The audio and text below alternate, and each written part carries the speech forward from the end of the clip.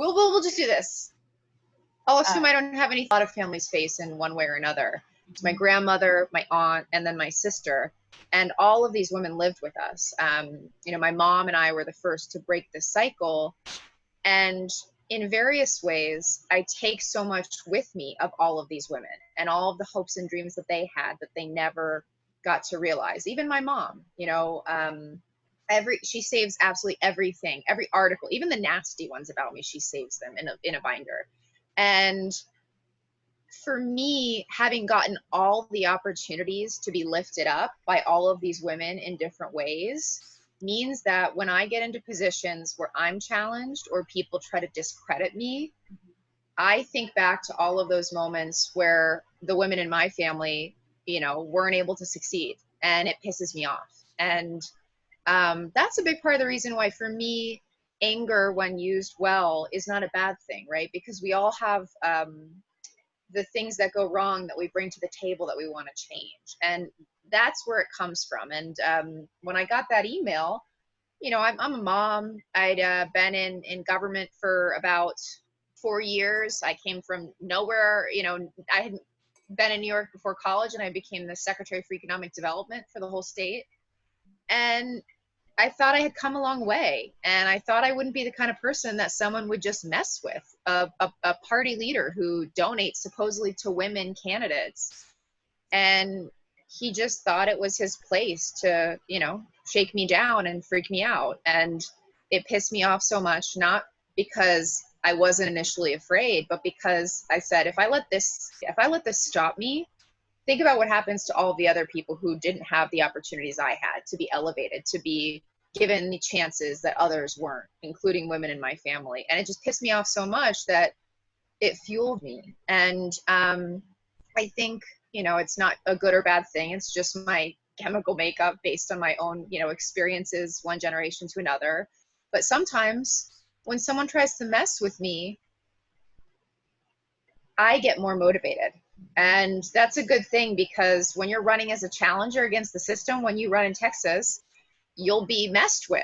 And it kind of puts me in a place where I just get very focused. What are the points that I can talk about that are going to change things? And how do I get tunnel vision about getting to that place? So it didn't stop me.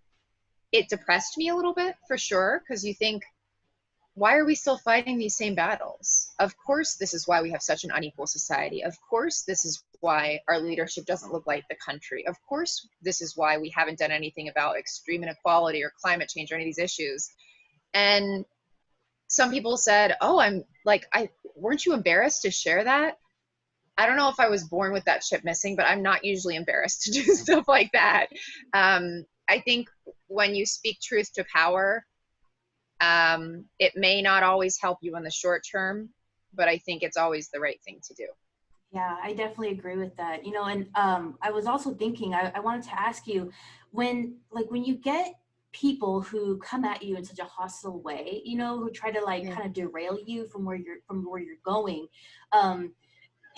I've always been scared that there might be some legal thing they can do to try to stop me. Is there, or is it just talk? Is it just being mean? It's really just talk. Listen, I mean, the one thing I would say, and I just to kind of, I think, respond to maybe concerns people would have, is it's one thing to try and mute or block a few people who are coming after you as a candidate, in my view, and it's quite another to do that as an office holder that has to be open to the world. And from a strategic standpoint, you know, I try not to do that as much as possible, but in some cases I can't, I'm a fight or flight. I'm always the fight. And so it's just better for everyone involved if I try to limit the fight, you know, to the areas that they should be limited. And in some cases that has meant this.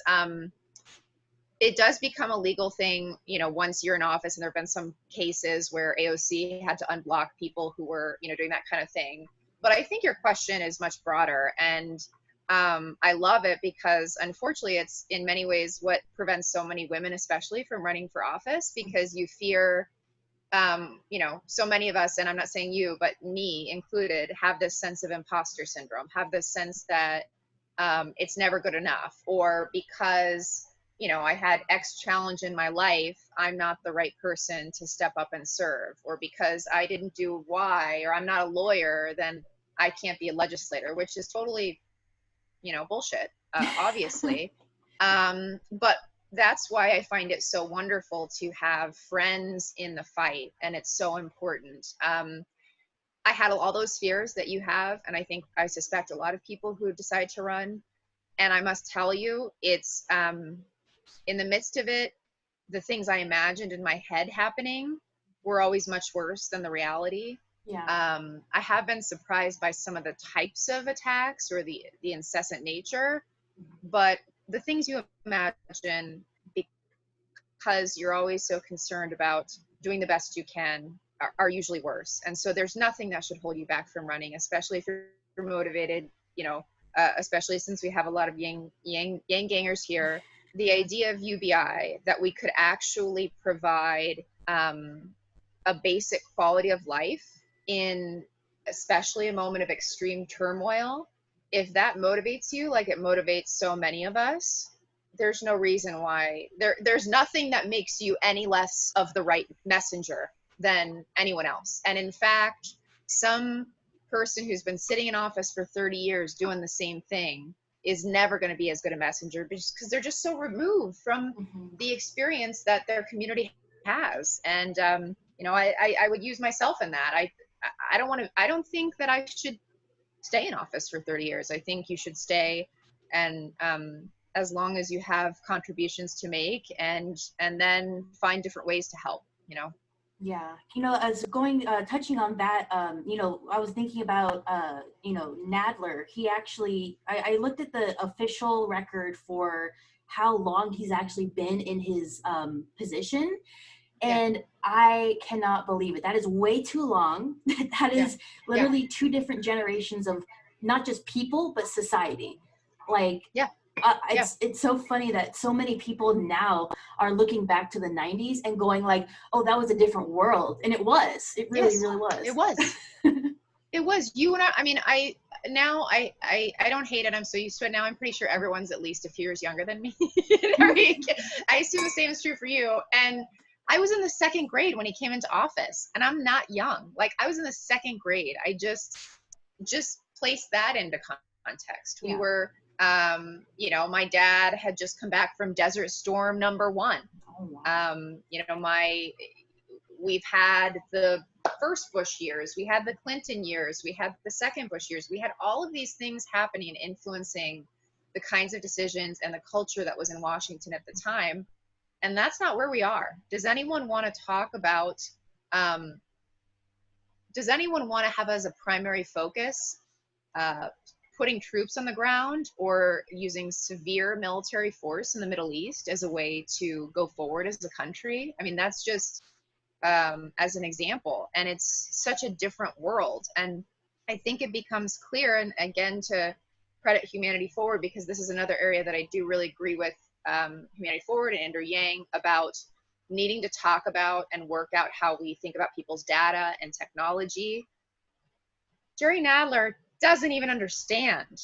I'm not trying to be mean, but he doesn't understand the reality and the implications of how your and my data might be used because we go to a rally about UBI, or we go to a rally about climate change, or we go to a rally about Black Lives Matter. You know, he wouldn't even know where to begin. And if you don't know where to begin, if you don't understand the nuance of those issues, how could you possibly be the person to defend Americans and ensure that whatever way we proceed in terms of privacy, data ownership, you know, this conversation around the data dividend, which is, I know, something that's promoted by other candidates. And if you don't understand that, you're never going to be able to support change in a meaningful way that helps people. And that is to your point, that's a great example of why we can't just have people sitting there for 3 decades, not changing with the times. Yeah. Because he doesn't know what he doesn't know. And he can't pretend to know. Yes. Yeah. Yes, exactly. I mean, to make it specific on this particular office holder, he's the chair of the judiciary, and he's Mm-hmm. going to have to presumably set an agenda for antitrust hearings. Yeah. We all know that's coming, right? Amazon should not be both a seller and a platform for products. We haven't had antitrust law enforcement for decades the way we should, and that Yeah. has absolutely contributed to extreme inequality. Technology on its own is not a solver of problems. It can be good or bad. It has to be a big part of the future, but it's not normatively good, right? And he doesn't even understand that. And he also takes a ton of money from all these companies, and you just can't live in that world. And that's another thing I do really appreciate about the Yang Gang and the platform raised by Andrew Yang's presidential bid, is that it acknowledges that the world has changed and that we have to rebalance in favor of people the power structure and who it benefits, not in terms of not on the side of technology, even if we want to use and advance society with the use of technology. Right. I completely agree. And this also kind of this reminds me of my other question of how much like corruption do you think aids to I know it's a loaded question. How much corruption do you think aids to the stalling of of what we're all trying to do here, like in office? Because I try to educate myself as much as possible on everything going on. Obviously, I mean, I know there's some dark stuff going on that not a lot of people know. I know there's backdoor stuff, but like the thing that surprises me the most is that a lot of these politicians seem to try to say whatever it is they need to say to keep their position so they can keep either, like you said, getting money or doing all these things. And how can we like not just expose that, but how can we prevent that from continuing to happen with new candidates? Yeah, well, I think it's a great question, and there's nothing that's too off topic. I mean, if I'm gonna try and win this, I've got to be brave enough to answer all the questions. I mean, if you want to know, there's some things that probably won't be fun for people to know, but it's a good question.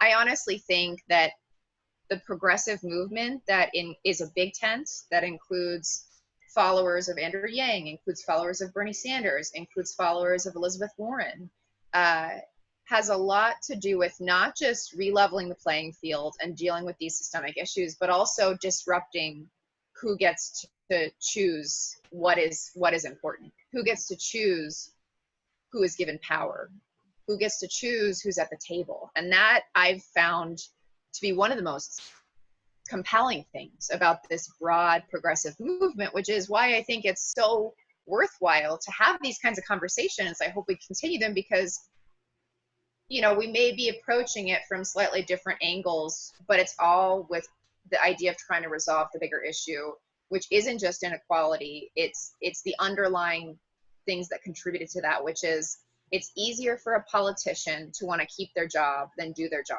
Yes. And I said what I said. That's exactly what I mean. It's easier to raise money to be reelected and to try and intimidate your opponents and to consolidate power just to get reelected than it is to actually make change. Actually making change requires more pain. It requires discomfort, and it requires speaking out against people who might otherwise be your friends in Congress, right? And that's not comfortable. That's not fun. That kind of makes you a pariah. I mean, look at the way that Bernie Sanders is talked about. The way that he's talked about is a lot of that, right? And I'm not saying you have to be on one end of that, but in my view, the only way to change this entire system is by electing new people and having new people like you run and having people listening, because yeah, and it's not going to change on its own. It's just not, because power begets power. And that's a age-old lesson that we have to recalibrate, in my view, every so often on a sensory level. If we're talking about that way, this is probably, in my view, one of the great recalibrations, the great recalibration of our generation. I mean, we didn't get here overnight. There are some systemic things that we're not, I don't want to say exposed, we're issues were forced overnight, like systemic racism and extreme inequality, and both of the things exacerbated by this public health crisis. But I started my career in the financial crisis. Half my friends lost their jobs, and I will never make as much money as my husband simply because he's 12 years older than I am, and he was in a different generational cycle. And that's messed up. But there are a lot more messed up things than that. And I can tell you a bunch of septuagenarians and octogenarians are not going to be the ones leading for significant recalibration of both our economic model, our response to climate change, and who has power. And that isn't just Washington, it's at the state and local level in New York. And I had a real personal experience with it. And maybe it kind of explains a little bit about my kind of aggressiveness. And it doesn't mean people have to like me. It's okay if they don't. I'm a big girl now. But you know, I came to New York not really knowing anyone. I didn't have a job. I was living with my boyfriend at the time, who's not my husband, so a lot has changed. And I had to find my way here. And ultimately, I was the Secretary for Economic Development for Governor Cuomo. If you see him on TV, you know he's not a big Care Bear. And if you want to get something done, if you want an agenda to be advanced, or if you want to lead something, you have to get in there and say, I'm going to do this. Here's how I'm going to do it. And here's why I'm going to do it. And I'm not saying that he's a great example of leadership. I think he's got some good positives and a lot of negatives. But you've got to be willing to challenge the system, but you also have to understand how screwed up the system is and how in order to change it. And that's why I have appreciated my time in local and state government, because I feel like I have even more of a sense of how they're screwing us daily. Yeah. You know, and we know they're screwing us, not out of malice, but out of the path of least resistance. It's a lot easier to call me, because my husband is in finance, the Wall Street candidate, which the congressman does, than it is for him to actually try and solve the extreme inequality exacerbated by the financial sector.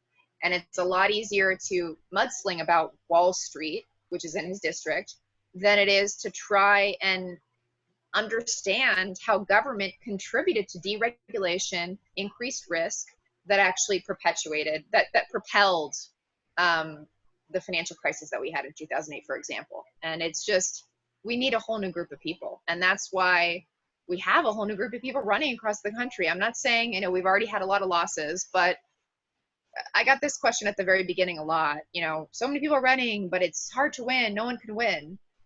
But think about the reverse. Is the answer to all of this anger and frustration and demand for change that nothing happens? Is that the answer to that? Does that even make sense? No, it doesn't.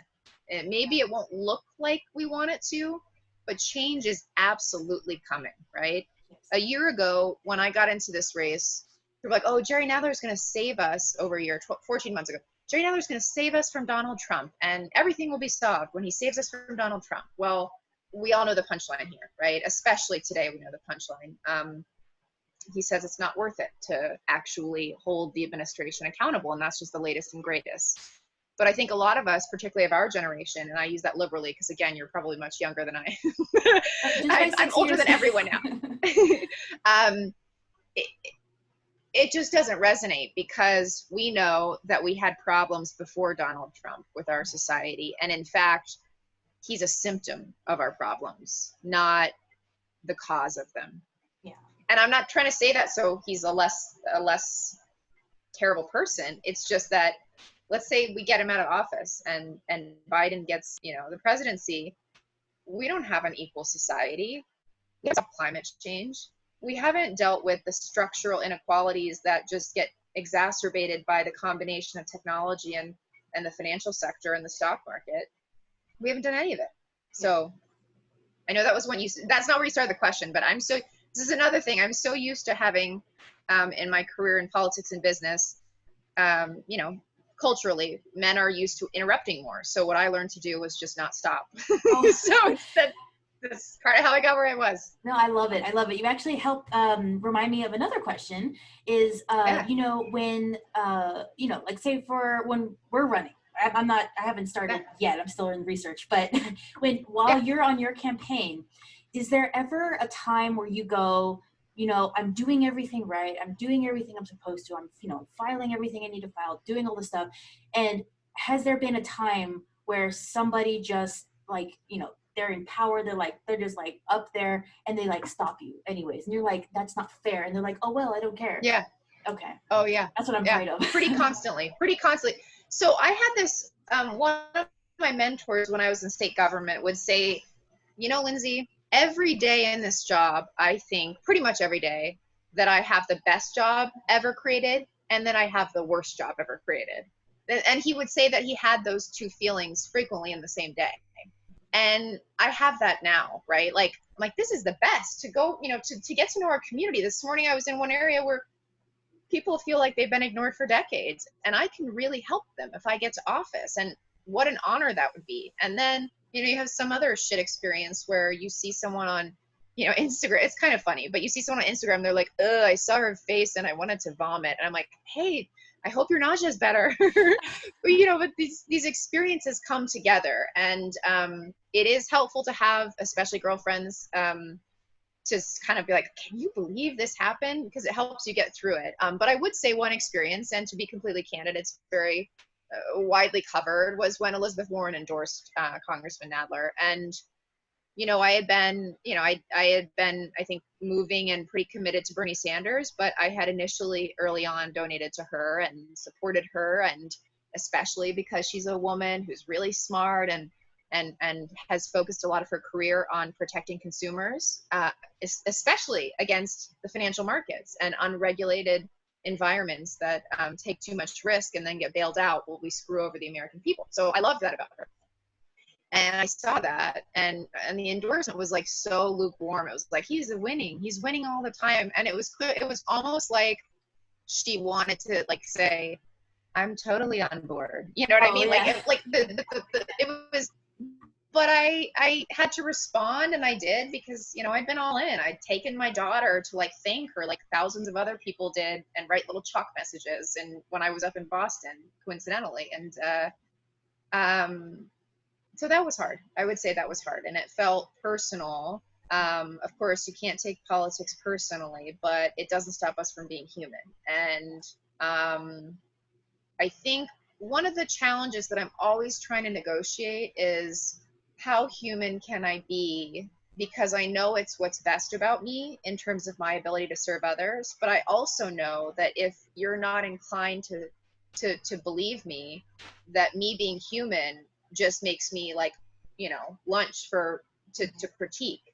So, you know, I'm getting comfortable with it. Like, we're all learning at every stage of our life, I believe. And right now I'm learning a ton about, you know, how do I negotiate that? Where if you become more well known as you run, you'll see it. You people really believe in you. You know, you like with Andrew Yang, they start to really you know, invest in you, and they put their hearts into supporting you. And then at the same time, with that growth, there's like a whole nother population that's like, she's the worst, she's a liar, you know. And it's like, how do you know, maybe those two don't intersect. And how do you be you, and the things that you bring to the table that make you good in the world and good at what you do, and navigate that in a way that, you know, you can have boundaries, but also still try to reach out and change minds. And frankly, I'm still learning that, you know. And that was part of the Elizabeth Warren thing. It was part of the debate thing, and what you saw me and observed this past week. It's still, you know, I tell my kid who just graduated from kindergarten that life is a learning process. Well, it's all a bunch of bullshit if I don't acknowledge that at every phase where we're in new experiences, we constantly have to kind of, you know, read the room and figure out, how do I want to be in this space? How do I want to do this moment? And it's not always straightforward. I'm still learning. Yeah, I'm still learning too. And, you know, one of the things that was most surprising, I just turned 30 last October. See, I knew. Yeah, I was so like, it was so funny. I had gone almost all of my teenage life thinking adults had it all figured out. I was like, bam, Yeah. once I'm 30, it's going to make sense. I'm going to have my stuff Yeah. together. No. You No. never, yeah. And nobody, the big thing with, especially, sorry, hold on. The big thing with politics that I noticed that's actually really scary is that a lot of Yes. the people who are like, who have been in politics for a long time, and they, you know, they're the representatives, they're the people who speak for us. They don't know what they're talking about half the time. Yeah. And that's Yes. scary. Yeah. Like they're making Yes. laws. It's like, oh, Yes. okay. Yeah, it's completely true. And I think candidly, I saw some of that when I got, I worked really hard to get to a point where I was in rooms or conversations or dialogues that mattered when I worked in state government and worked for the governor ultimately. And then some of that was realizing maybe their decision making isn't better than mine would be. Maybe I have a different approach to this. Maybe the kind of approach I want um, takes more consideration to families, whatever those families look like, and how to support them. And maybe there's a reason why we've never done paid leave, because it's mostly women who are impacted most readily by that, or all of these things started to kind of come in the same blender. And I had this great, I don't know if I've mentioned this before, but in some conversation online that maybe you and I saw, but a friend of mine said she spent the first 30 years of her life learning things, and then she feels like she's going to spend the next 30 years of her life unlearning. And I think that there is something to be said about that, because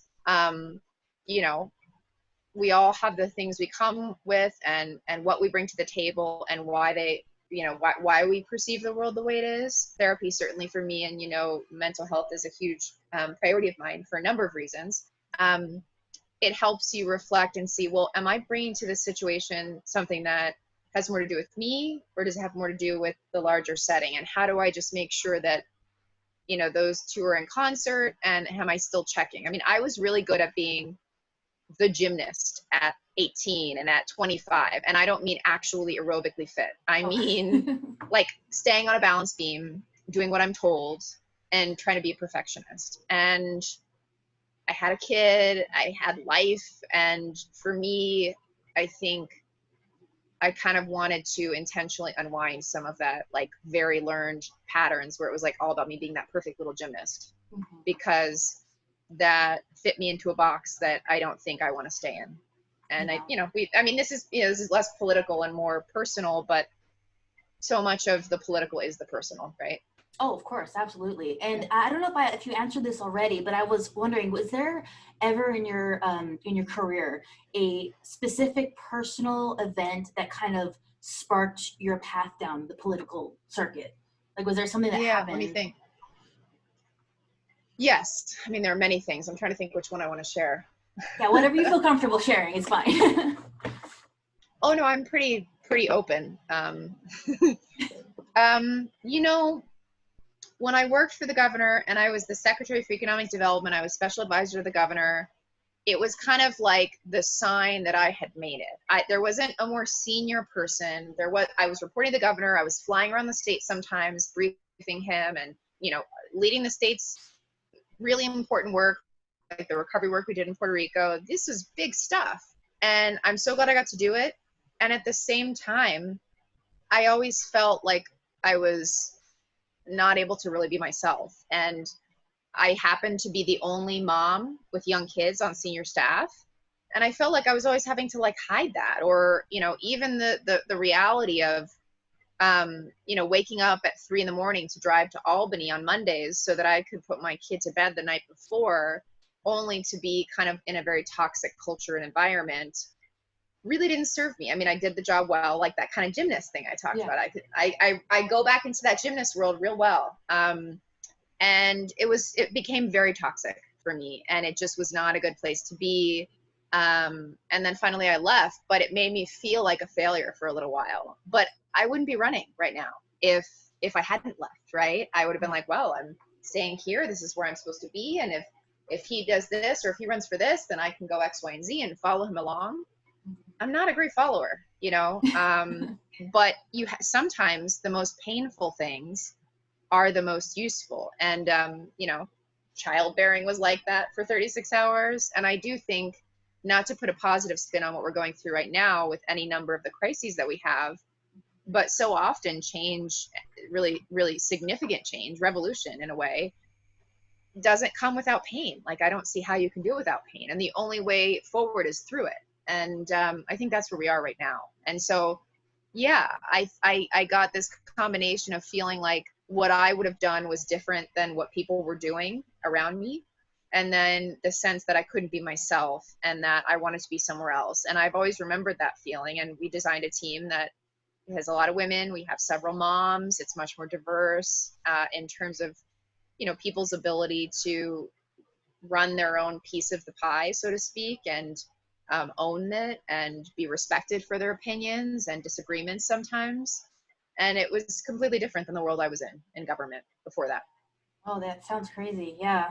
Yeah. Has anyone ever like told you while you were running or campaigning or doing whatever, whatever task was ahead of you at the time, did anyone ever tell you like you have to change who you are, or you have to change Oh this yeah, or yeah, that, yeah, or yeah, yeah. yeah?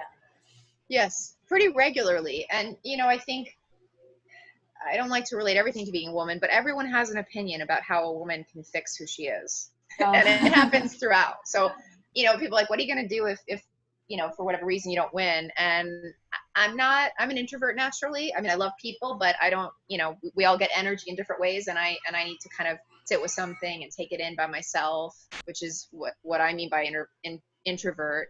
But I'm definitely going to write a book after this if I don't win this cycle. Although I think we have a very good chance at winning, because I think, not that my experiences are unique, but it's the opposite. They're pretty common, especially for women, and how we're kind of told to, um, be better a lot. But I don't see a lot of guys being told to be better, and I don't think it's intentional. I mean, even like my mom and my husband do it sometimes. And that's out of love. But I do think that a lot of it ends up happening to women more. And I think there's a cultural subscript there. And I think it needs to change, especially because I've got all these young women working with us. And I want the world to be really different for them. So if I can hopefully make it funny, like I kind of want it to be really funny, so people who don't even like politics would read it. In another life, I think I would prefer to be a comedian, because they basically do the same thing, except maybe they're more productive typically. They get up there and they look at the world and they reflect that and they do something about that. And that's really what politicians are supposed to do too. I mean, I think we've been less than effective. But I would love to write about it, because there are so many experiences. And granted, I've always been very focused on, probably because of where I came from and the story I told you about my family, how we can change the world in general, and how we can change the world because we change the world for women, especially. And so maybe I've always been noticing that. But then when you put yourself in that position, and you get a lot more advice, and you follow the rules or you don't, but it's perceived totally differently based on how, your gender. And I've observed that pretty regularly throughout. Yeah. Yeah, because I the one thing I have noticed online a lot is that like, I can see one person, like they might be, I mean, might be a guy say something and then a girl says it pretty much the same thing, and sometimes it'll be taken completely out of context and they'll be like, oh, you're just being emotional, or you're just being this, you're just being that. And I'm like, Yes. we literally just said the same thing. Like how how does Yes. that work? Yes. Yeah. And we all participated in it. Like I do too. So my goal isn't to complain about it. It's just more, how do we kind of say, oh, one of the great things about therapy is it gives you time to kind of be curious. Yeah. And it's hard to be curious when it's your personal life. Like, so sometimes it's hard for me to be curious about what's happening to me, because I'm like, that's not fair. But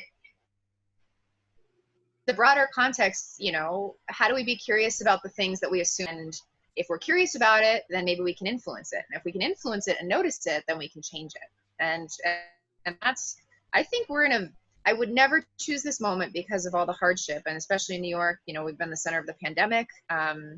People are in a lot of pain. We've lost a lot of people. But there is a moment and an opportunity that we can't miss. And it's to make change and not assume that the answers are defined. Like, I thought one of the greatest things that I read on Twitter, and there's a lot of good people. Like, there's such talented people on Twitter. I mean, I have a love-hate relationship like we all do. But I'm trying to remember who said it, but someone had said, how dare you look at, use the terminology for defunding NYPD because you can actually accomplish a lot of change right now. And then someone replied and said, you don't know where this is going. You don't know what can be achieved because no one knows where this is going. So don't limit yourself into a construct that just has us do these incremental changes. And I do think, going back to that idea of this broad progressive movement that includes a future for UBI, includes these big ideas that were promoted by Bernie Sanders and by Andrew Yang and by Elizabeth Warren and by others, and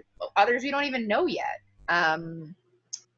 That's a big part of it. And so when people are like, are you a progressive? I'm like, yeah, absolutely. And that's why when they say, is Jerry Nadler a progressive? I say, absolutely not. Because you can be interested in problem solving and applying new solutions, or you can be the kind of person who is interested in keeping your job. And I think that's a lot of Congress right now. Yeah, I think so too. Because, I was also thinking about how, you were just mentioning, he's not progressive. And he kind of reminds me of the person who thinks that things that should be human rights is progressive, right? Like, Yes. For example, like M4A, Yes. Medicare for all. Like, I think they should. I mean, this should be a thing. I think medicine and healthcare and everything should absolutely be a thing. That's not like you have to jump through hoops to get care. Yes. And yes. If he's going around going like, oh, well, this is special, I'm progressive for thinking about it. I'm like, no, that's just, you're like, just slow, Yeah, well, and not even just thinking about it, like just saying the words, like that's enough, just saying the words. And meanwhile, the fact that we don't have a system that provides everyone with critical health care and, basic health care has a real impact. It means thousands more people died than needed to in this public health crisis. No question, because they didn't have preventative care. We didn't have a logistics and supply chain that could get people the help they needed in real time. Our health system in many cases has been completely overwhelmed by the challenge. We just weren't ready. And, I do have faith that we will get to Medicare for all, whatever we call it. And we're absolutely not going to get any closer because people like Jerry Nadler heard that it was popular the last 2 years and started to pick it up out of a bin, and that's kind of what he does with everything. And that's what a lot of people do with everything. And it's just not, it's not going to get anywhere good. Yeah. Do you think that these, the people like Nadler kind of wait for things to get popular before they kind of like cast their vote for it, Yeah. And I think the problem is a lot of the party does that too. The party leadership. There's so much that's poll tested. And, two great examples, one very positive, one very negative, AOC's win and Donald Trump's win, really, I hear that there were polls that were saying different things, but you can't poll test everything. You can't assume that you have a sense of the pulse of what's happening. And if you're getting a read on what people are talking about now, you're already behind. You're already way behind in terms of helping people, because it's not the job of the average American to live their lives in government and politics. It's just not. I mean, 6 months ago, before this public health crisis, I would try to talk to people about the election and, campaign. And people were like, yeah, you seem nice. I'll check you out later. Goodbye. I got to get out to work. And that's completely okay, because they shouldn't have to live their lives in government. But the reality right now is everyone is waiting to see what happens, because our government is absolutely limiting the things we can do in many ways, but not helping us through the pain, right? Especially with shelter in place. They had us sit and wait, and then they didn't get us the financial assistance that most people needed. And then they didn't change enough in terms of contact tracing and testing to have a new approach on a national level, or even in most localities and states, to actually improve the reality. Everything has been reactive. And we just can't be that way. It's just, families can't work that way, or they never intend to, whatever kind of family, structure anyone has. Yeah, because the thing that made me so sad with, especially like, say, for example, with Nancy Pelosi, like there was a moment where she was, you know, very against like UBI. She was, even the temporary one, she was like, no, no, no, we can't do that. It's Yeah. not necessary. And then as soon as more shit started to hit the fan, she's like, oh, maybe it's okay. And I'm like, Yes. that would have been a no-brainer from the start. Like, so Yes. touching on that question, how much of that do you think is actual, like, not capable or not willing? Because for me, I felt more like they were not willing. I felt like they were It's not capable, but they willing. didn't want to. Willing. Okay. Yes. I think it's not willing. I mean, like my guess there is she absolutely saw a poll that saw the average American was in favor of checks. And she absolutely could have suggested non-means tested checks to everyone in the beginning of the crisis. And absolutely everyone would have been better off than they are right now. Not just everyone, but also small businesses. Because instead, if you squeeze people and you don't give them the opportunity to stay open, the water runs where the cracks are. And it means that people are then hurt with rent and are either challenged to try and figure out how to make it work or having to close their businesses. In New York, it's a lot of restaurants and bars, and employment didn't cover it, because there's also a difference, and it's one of my biggest passions, is there's a difference between policy and implementation. And just because you say that you're going to give 100% of unemployment and emergency unemployment levels, which are much higher than the standard, doesn't mean you actually get to help people. Because in New York, at the very least, we had people waiting sometimes up to 6 or 8 weeks to actually get benefits. What do you do for 2 months until you get them? Even if it's back, I mean, you're in a real, you're in a bad place. And the best way that anyone could have responded to that is absolutely UBI. Yeah. I mean, I had put out a plan before the CARES Act. Our crisis plan talked about $2,000 checks to every person. And, I know the standard is 1K, but, I think in this case, given the extremes, and my, where I would put it was at 2K, we would be in such a better place. There would be far fewer company failures. There would be far fewer instances of people experiencing a lot of pain. And then also this connected challenge of having, to deal with the mental health issues that arise when you don't know how you're going to make ends meet. You don't know how you're going to eat. You don't know how you're going to do any of these things. And they absolutely could have done it. And that required political bravery. It required courage. And think about how different even our conversation around UBI would be if we had been giving non-means tested checks to every person across this country for the last 3 months. Yeah. And, of course, we're going to see a lot of challenges when the emergency support and emergency unemployment goes away unless they do more legislation in July. So they could have had a lot of bravery, and then we would have been a very different conversation and bargaining standpoint for policies like UBI, Yeah. right? Mm-hmm. It's true. I completely agree. I like where your head's at. That's why I'm glad I got a chance to talk to you, because I just I knew you got it. I was like, I need to talk to her. She knows what's going on. I actually did save a quote that I wanted to get your opinion on, because I wanted to share with you my experience right now. I mean, I have like blonde hair and I'm a little bit fairer because I'm inside on quarantine.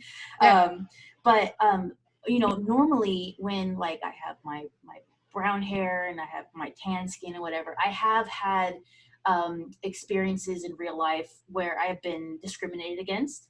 And like, for example, I was trying to get a job at my husband's workplace about 6 years ago. And the boss didn't like my husband. And because I was trying to apply for a job and I had the same last name, he kept denying me because he's like, I don't like your husband, so you're not going to get a job.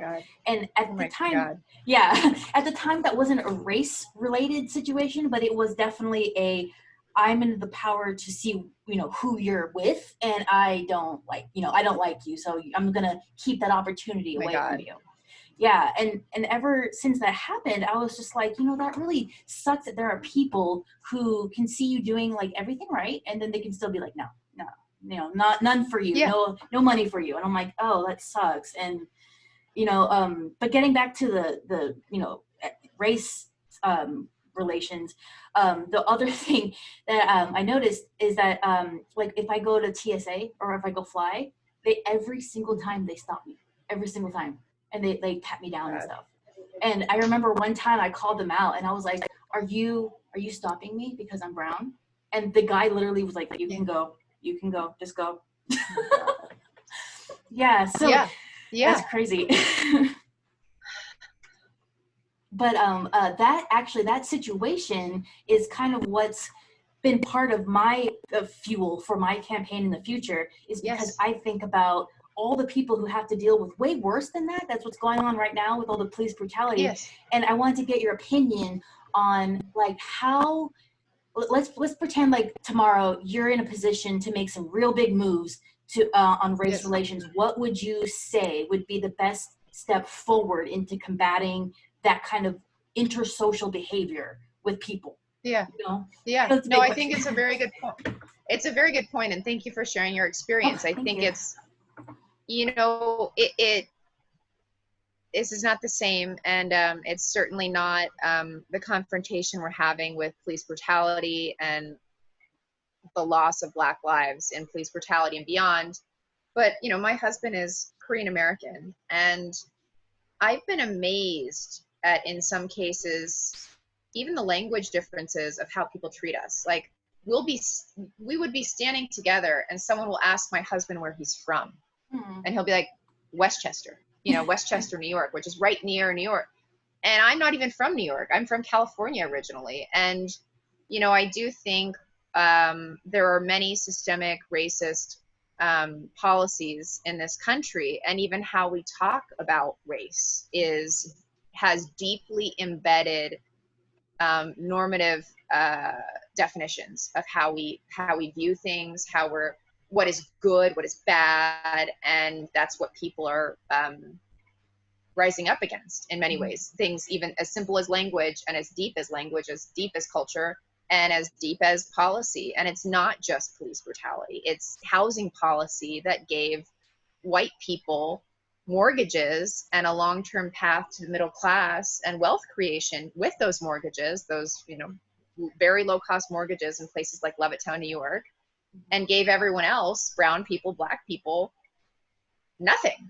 It's the GI bills that, people like my grandfather's generation fought, and he got to go to college with that money, and he went to Brigham Young, and a lot of Black Americans who served largely didn't get access to things like the GI Bill.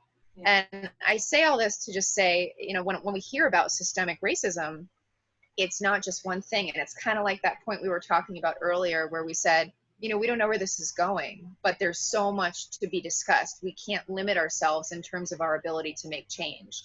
And one of the more powerful things I've heard, Rep. Barbara Lee, who you may know in California, she has pushed this idea of, a Truth and Reconciliation Commission, and not simply to put forth like a need to acknowledge and deal with things like, slavery founding this country and the displacement of Native Americans, but to really think through how we go forward on reparations, which I believe in, how we go forward on changing the policies of every aspect of our government, not just law enforcement and policing and data collection around law enforcement. It's everything. That's the tough part, and that's the part that is so enraging if you're Black in America, especially because it's not one thing. You've been gaslit your whole life because every aspect of government in many ways has been organized for your failure.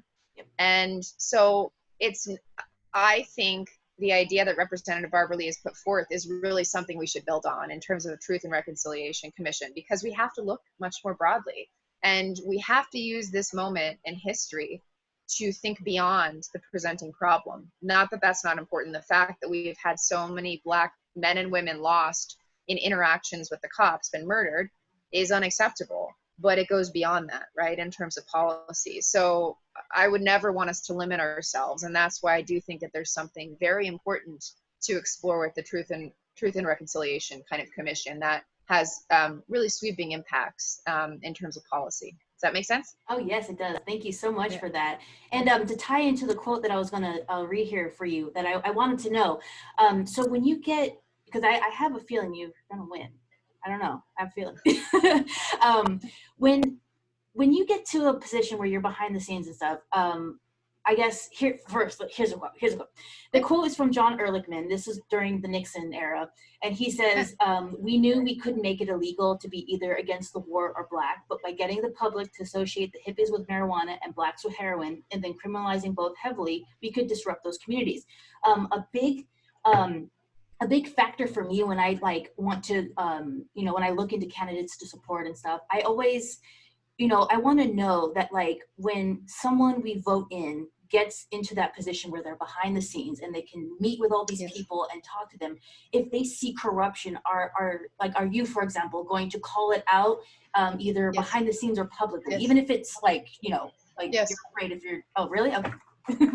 Yes. And I think it's a great question. And I actually have an example. This isn't where I called it out, but where I definitely benefited from someone calling it out.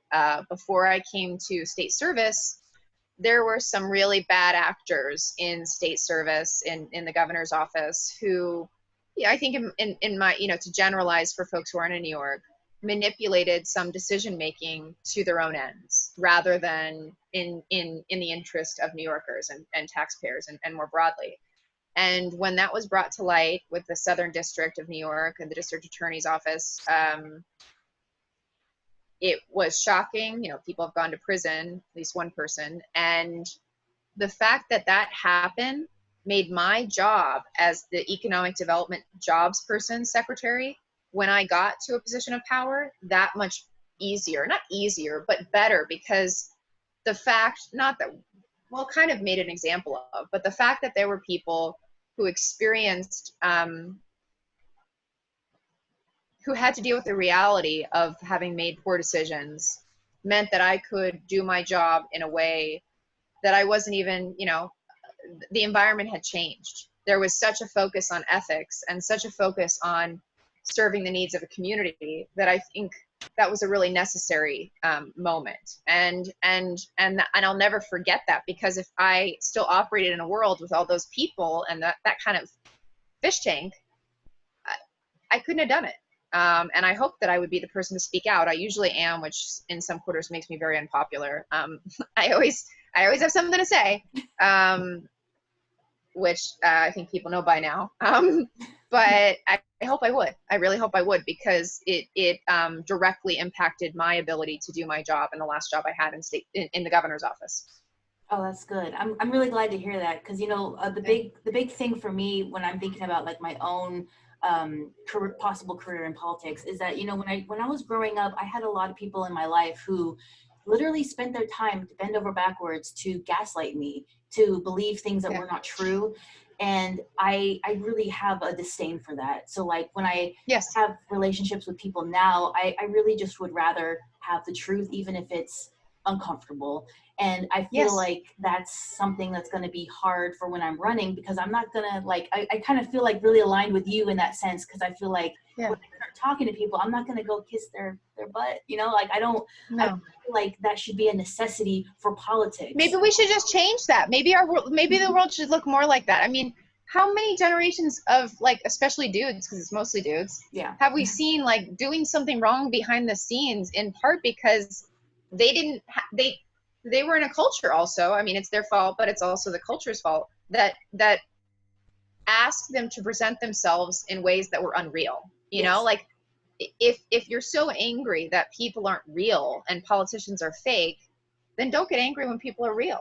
And if we don't want people to if we want people to be forthright about what's important, then they're going to be forthright about other things too. They're going to be forthright in general, right? So I'm on team be who you are, whatever enhances your power the most. And for me, that's what you see, and it sounds like in a different way for you. I definitely would rather, I would feel more comfortable supporting a candidate who was more human, I guess, because I see some people even I can't say the president. That's his bad president. Let me say in the past, like I want to say during the Bush administration, even before that, presidents had a certain character almost that they were playing, that I noticed that they weren't really themselves, so that whenever their human sides did come out, everyone was like, wow, that's crazy. Oh, who are you? That's weird. No, I mean, like I'm from like an Irish immigrant family, and so like in those kind of old school Irish immigrant families, everyone has a picture of JFK in their house, like next to the priest who and next to Jesus and all that stuff. And think about how much we know and how many movies have been made about the difference between public presentation in JFK's life and the reality, which is very interesting to people, and the Hollywood aspect of it. But think about how different those two presentations are. To your point. Yeah, because I think that might make a lot of people go a little crazy trying to balance two versions of yourself. Yeah. Oh no, like I'm exhausted just being one person. Like I don't have time to be something different. Yeah, that always turned me off. I don't know. Like I think about the 2022 campaign all the time, and I'm just like, I just don't want to have to sacrifice who I am to win, I guess. You know what I mean? Like you can't and you don't. You can and you don't. You can and you don't. And I do think that there are a ton of organizations like Vote, Run, Lead, which helps women get elected. They're nonpartisan, so they don't like engage in funding and stuff like that. But I think one of the more important things they do, and there's an organization like Moms in Office, which really helps moms get elected, is all about like being your authentic self. Because if you're having to kind of, I went to a couple of meetings with like consultants and communications consultants where they were like, no, you have to be this way, and it was exhausting. It's exhausting to be someone you're not, or try and shapeshift to fit into that expectation, and eventually it's going to break at the seams because you can't live as someone else. And why try? I mean, I think I personally think, I'm interested, especially in, smart women who are passionate, who are just, being themselves. And I think it's way more compelling when people tell their story about why a policy matters, right? And so you have that. There's something in you based on your experience, your life experiences, that of your family, that motivates you to make change. And that's, I think, where you start. And the curiosity of that is so fascinating too. And I want more of those kinds of people, especially women. Yeah, me too. That would be great. Yeah. Also, I did have another question I was curious about. Sure. I don't know. Sure. I have to look and see again. I'm not sure if you covered it on your page. I think you did. I'm just probably not reading right. But about education, I did want to bring up that my husband is actually starting Design by Humanity, and it's a huge operation that really addresses race relations and systemic racism, and they are already past 200 people working. I don't know, I can't call them employees because they're volunteers right now, but we have over 200 people working on absolutely free educational content that we plan to make available to the Black communities, just all over, like Latino, Black, all the minorities that need help. And we want to use this to not only educate them, but bring them in to create job opportunities. And that was one of the big things that I wanted to ask about education, and where you stand on, like, the traditional college, and where do you see us moving forward in the future? Sure. Well, that's a great question. And I'm glad you're doing so much to kind of rethink that, because that's kind of what the whole idea of Humanity First is, right? Is to rethink our assumptions and what we have to be prepared for. I do think one of the best things that Andrew Yang did in his run was to think about how different the role of education is. It's still important in so many ways, but the advancement of technology means some level of education is just a need to have. It's not that piece that puts you over the top in terms of being able to get the career or be in the industry you want. And when I worked in economic development for the state, my favorite thing was a lot of the work at the community college level, because one, those are much less expensive. They're across the country. Most of my family has gone through community college as opposed to primarily four-year universities. And there's a real opportunity, I think, to be much more adaptive in terms of especially tech and manufacturing, advanced manufacturing, the kinds of skills that are always needing to be updated, and changing the way we teach. As terrible as it is, this reality of my kid graduating from kindergarten online and all these kids going to, you know, whatever grade online, this having happened is absolutely going to affect drastically how we deliver education in the coming years. Yeah. I mean, just someone said, and I hadn't even thought about it yet, in New York City, we're not going to have any more snow days probably, because kids can just stay home. I mean, that sucks for them. But yeah. Can you imagine, like, you know, I guess you can't in Texas, but can you imagine this idea that just a few months of change and having to reorganize the logistics of education will totally drastically affect how we deliver that?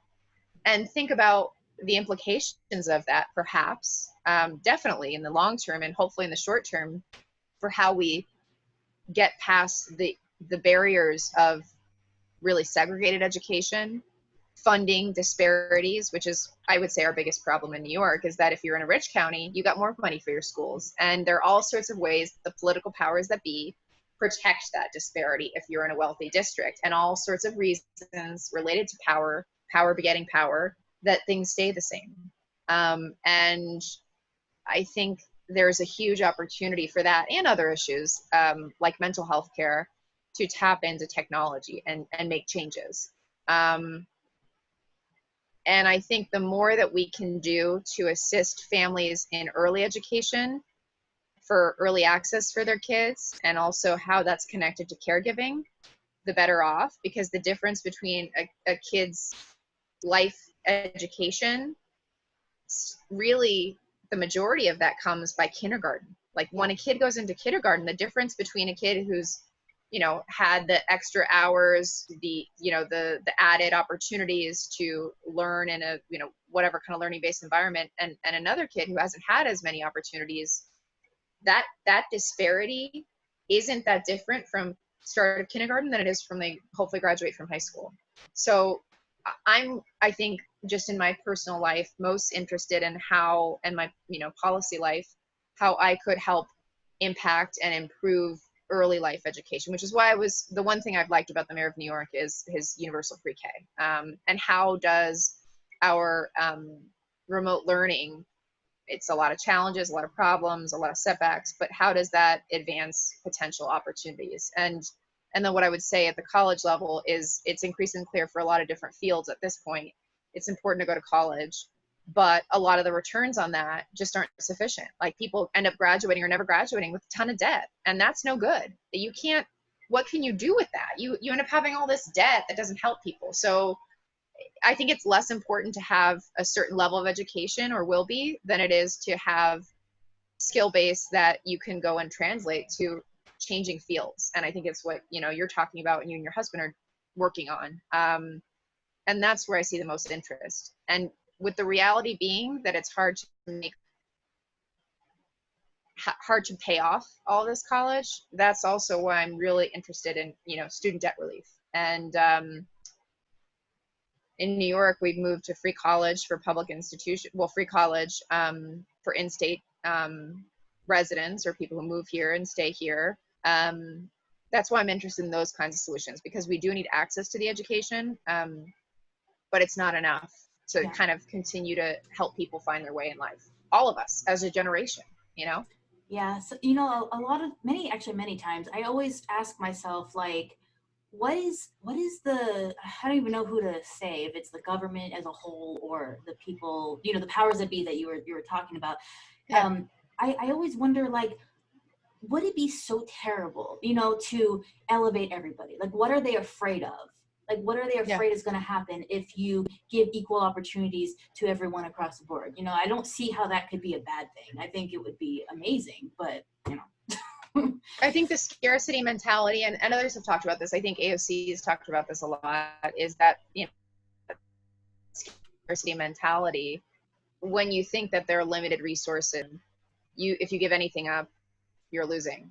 Yeah. And I think we have to rethink a lot of how our assumptions about our society and who it works for. And beginning with the scarcity mentality just creates more problems. And of course, we know that you're like, oh, you can't do this because you're going to spend too much money. You're going to grow the deficit. Well, we're going to spend way more money because we didn't solve these problems in advance, like healthcare delivery for all, right? And we're going to end up spending way more money in terms of losses than we would otherwise. And it's not about money, it's about people first and foremost. But just to kind of add the logical endpoint to that argument, the scarcity model is screwed. Absolutely. I think so too. I don't know. I hope that things change, because I think we can all see it right now that, like, you know, the inaction and the horrible response that our government has had already to COVID, it's already proving to have more monetary distress, I think, within Yes. the whole system, because they were Yes. fighting against not doing any relief. I mean, it was like pulling teeth just to get a check, and then now they're like, oh wow, we're so much worse off. And I'm like, yeah, because you didn't do it. It's because you didn't do enough. It's because you didn't do enough. That's that whole argument. Like, you know, we have limitations to what we can do, so we're going to do this much. Well, you're going to end up paying for it later that you didn't do it. And in my view, you know, people say, how can we pay for a Medicare for all system? I like to say we already have a Medicare for all. We already pay for Medicare for all. We just don't have the system. Like the inefficiencies, the ridiculous way that we have this patchwork system to providing healthcare ends up costing us so much money. And that's kind of the other side of Medicare for all, which the most important thing is about focusing on humanity, which this is a good topic for this group. But we're already paying for the reality that we're not doing what we should be doing, and it's costing us so much financially, but then more deeply as a society, and we're seeing it now. Absolutely. And speaking on humanity and people as a whole, I did want to ask a question about why, I mean, I guess to me, it feels like our government can't help but treat humans like machines. You know, like they expect us to have 4 hours of sleep, but then produce 12 hours of content and be emotionally stable, but we're not like that. So what would be your thoughts on that type of thinking when it comes to society? Like, what would you change? I mean, I think there are definitely a few things. And I think it's been really, pointed out because we have these, people from like economic advisory role in the federal government who come out and talk to people like they're widgets or something, to your point. And it's really gross and obviously wrong. Two areas related to that I think are really interesting is one, mental health, which, as you may have seen or heard, mental health is a huge policy touchstone for me, given where I come from, and also the pervasive role that mental illness plays in all of society. Like the biggest contributor to disability worldwide is depression. And we just don't talk about any of these issues. Before this public health crisis in New York, more people were Googling anxiety, depression, and therapy than gun control, climate change, and plumber combined. And that's not to minimize those other issues. It's just to say we had a mental health crisis before we had a pandemic, and now it's only worse. And we're not dealing with it. So I think this is really the moment, and we have to seize it to actually provide mental health care for all. And I view mental health care as a human right. And it is, of course, part and parcel to Medicare for all. But I like to focus on it on its own because it's very frequently the case that our physical health care gets elevated and then we never have the conversation around mental health care. So that's why I treat it to its own policy end. And I think we need to make therapy access for all. I think we need to invest a lot more in research for the National Institutes of Mental Health. We have to, really think through community-based solutions to provide mental health support for seniors, for essential workers, for children who are experiencing trauma in so many ways. For all of us, everyone deserves access to therapy, and we don't have it. So that would be the first thing. And then I do think, again, not to ever have chosen this moment, but I think this reality of people working from home. I mean, I have like 7 moo-moos now, so I like work, I don't wear shoes, all of that stuff.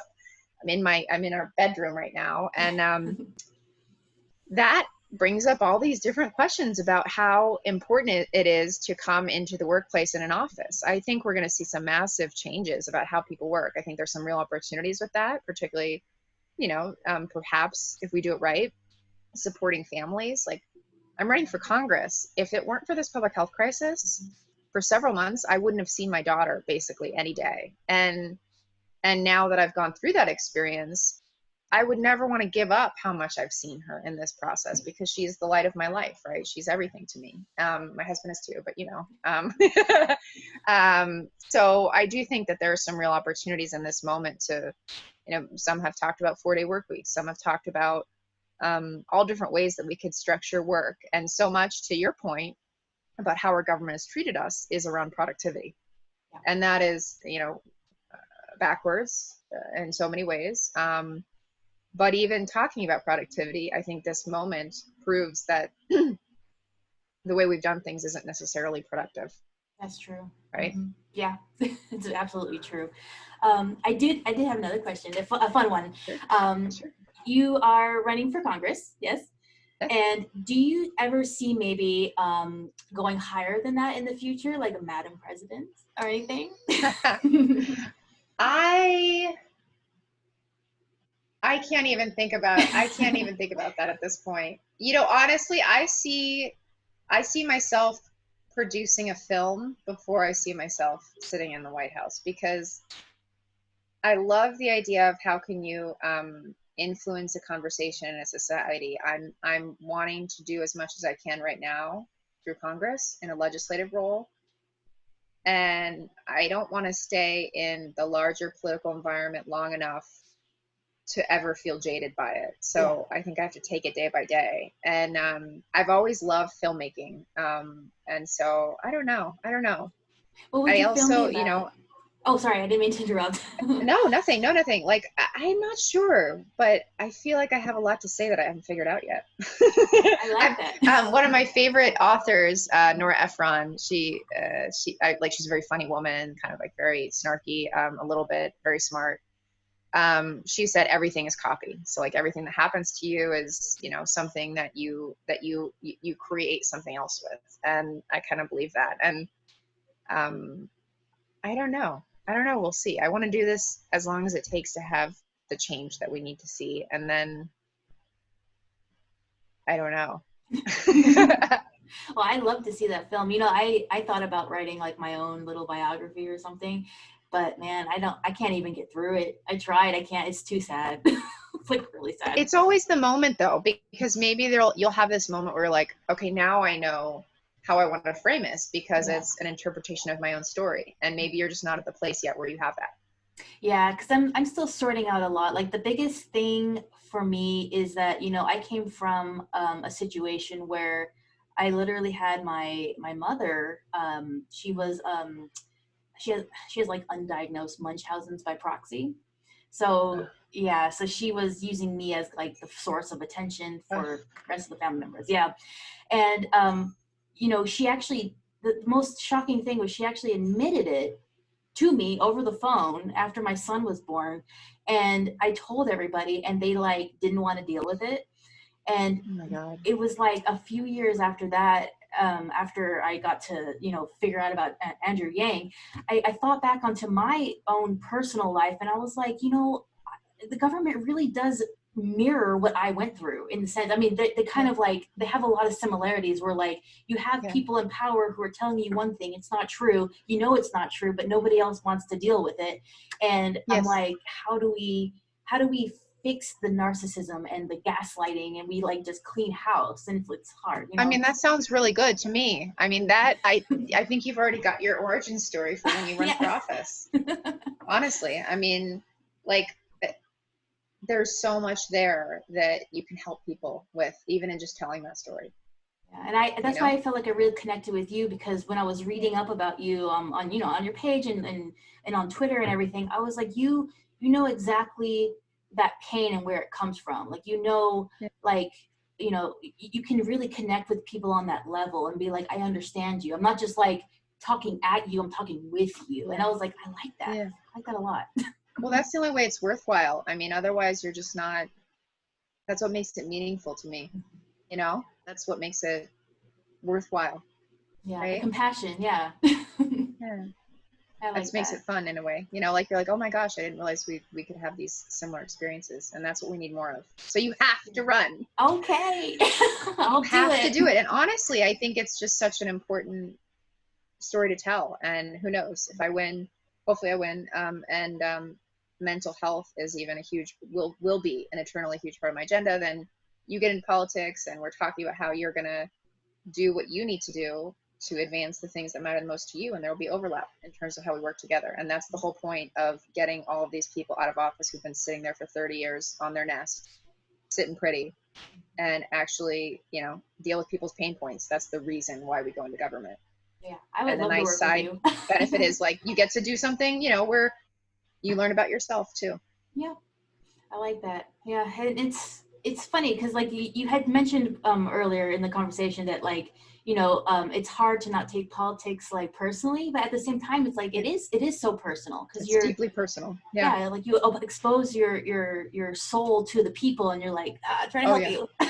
you. Yeah. No. Exactly. You do. You're like, oh my gosh, it's like it's out there, especially as a fairly private person like I've tended to be. I'm like, well, not anymore. Is my face everywhere?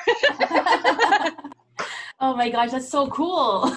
Yeah. How does it ever feel like surreal? Like you're like, oh shoot, like, there's an ad there. There's a It does. Like we're this afternoon, we have to go do a lot of flyering and giving out posters and the like. And you know, my team and my husband are all going to wear T-shirts, and it kind of embarrasses you when you're like, oh my god, this person's wearing my name on them, and I oh, feel bad. It's also appreciative, and you're so appreciative, and all that. You know, it's all those feelings at once. yeah. Oh, that is so beautiful. I love that. I can't wait to get started. Honestly. Yes. Oh my gosh. Okay, so I have one more big question. Sure. I don't know if I asked it. No, I don't think I asked it already. I was thinking I was leading to it, but then I got Yeah. like just distracted. If tomorrow, let's pretend tomorrow you win, right? It's like we just go in different dimension, and you're like you win tomorrow. What would Yeah. be what would be the one thing that, or let's do like maybe two things. What would be the top three things that is the most Yes. important that you would want people to know that is in your focus that you want Sure. you do for them? Yeah. Mental health care for all. Mental health is a human right. Climate change, a Green New Deal, like actually getting that done, and housing. And that's a more, you know, housing is a human right, and actually what that means from a policy standpoint. And for me, housing in New York is a proxy for inequality, because a third of our community was before this crisis severely rent burdened. So that's how they, you know, if they have one bad month, losing their apartment is how they experience that reality. And very few people are doing okay in terms of housing quality, and our government has really been missing in action. So I would say mental health care, housing, and climate change are the big. Not that other things aren't important, especially now with, you know, really dealing with systemic racism in this country. But for instance, access to housing, access to good mental health care, one of the rising outliers is the number of suicides of young Black men in this country. And these are all interrelated, right? Because, you know, there are so many things that interconnect from a policy standpoint. So those are the three. Yeah, I love that. That is so cool. Yeah, I like that because I think about, you have to kind of, I think every candidate has, their top three or five, that they're like, okay, well, when I get into office, this is what I'm gonna like focus on and what I'm gonna lead with. And I think for me, I think what you talked about is high on my list as well, because I see how we're treating the world, with you said with climate change, and it's kind of disgusting, honestly, how we treat the planet and we treat each other. So that would definitely be something I'd want to like. Absolutely. Yeah. Oh my gosh. It has been so wonderful talking with you. This is wonderful. I love it. Hopefully when I win, we can do this again, and I want to be on your series. Yes. Oh my gosh. Okay. So yes, I think from now on, I will do like, interviews, and like I'll start my channel and everything, but you have absolutely inspired me to continue on my campaign path. You better run. You better run. I will now, because I was getting a little discouraged, like, man. No, you got to do it. That's the system telling you not to do it. That's intentional. Do not let it get discouraging to you. Have a few of your, especially women friends, who you go to and you're like, remind me why I'm doing this. Yeah. And that's what you need to, like, keep your spirits up. Yeah, because I get really discouraged because my formal education ended at the 4th grade, and I'm afraid of putting myself in the spotlight, in a sense, and have people try to attack that, because it wasn't my fault. That's exactly what you should do. That doesn't mean anything. That means that you, like, there's so many different reasons why your experience is more relevant than other people's, or just as relevant. And that's the whole point of this, right? That's the whole point of diversity in leadership. It's the whole point. Yeah, because I always thought you needed like a master's or a PhD to go for Congress or something, and I was like, man, I'm not gonna qualify. No, you don't. No. And don't let that stop you. Absolutely not. Okay, I promise. Seriously, I'm gonna hold you to it. All right, I promise. I'm not gonna let you down. Oh wow! Oh geez, this was such an enlightening conversation, because I was dying to know more. You did such a good job. I loved it. I loved it. This is my fun part of the day, and my fun part of the next 3 days, to be honest with you. Yeah. That's awesome. Oh, and do you think you would like to come on the show again in maybe a week or two? We can plan something and make it more of like a Absolutely. like a series. Definitely. Yeah. Okay, because I would love it. Oh, perfect. Okay, so I'll have the Lindsey Boylan series on my channel. I would love it. Awesome. I would totally love it. Oh, fantastic. Thank you so much.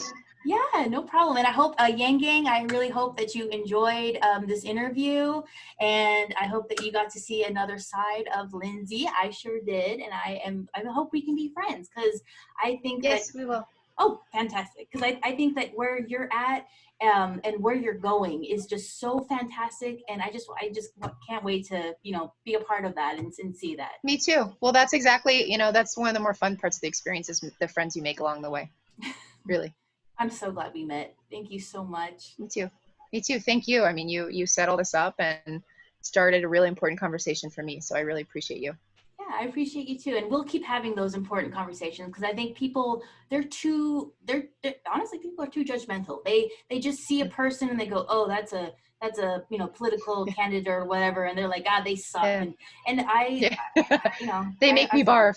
Yeah, oh yeah. And I'm like, no, she didn't. I'm like, that made me so mad. I was like, people are so rude. At least if they're funny, then I can be like, oh my God, that's hilarious. I made them barf. No. Yeah. Oh, I forgot to tell you. I actually had gotten into a spat with somebody on Twitter a couple months ago. And this was when I was in the middle of my first announcement for my campaign in 2022. And they got so mad at me that they went into my DMs and they're like, bitch for Congress. And I was like, okay. Do it. Seriously. I'd be like, do it. I was like, can I not? I'm like, do I have to pay you for that slogan? Because that's fantastic. Seriously. Well, and then there's an origin story for it, Yeah, it's true. I could be like, yeah, well, somebody, they sparked that. Honestly, it's like the email you saw that I got. Like, there's that's a different version of it, right? Oh, I wish I would have saved my screenshot. Dang, I forgot. You can always figure it out. It's a great story. Oh, thank you. I love it. I'm definitely gonna keep pursuing it and file officially here soon. I'm scared out of my mind, but you make me feel more comfortable that it's absolutely possible. Totally natural. If you're not scared, well, my husband was like, if you're not scared, if you're not, going out on the ledge, then you're not living, and whatever that means for different people. It doesn't have to be running for office. It can be so many different things. Yeah, that's true. Well, this is amazing. I cannot wait to talk to you again. Please feel free to message me anytime. Yang Gang, I will see you later. This is wonderful. Oh, yes, it is wonderful. Thank you so much. Yeah, I'll see you later. And we'll do it again soon. Yeah, that'd be awesome. Yes. Let me know when you have free time, okay? I will. All right, awesome. I'll see you. Bye. Bye.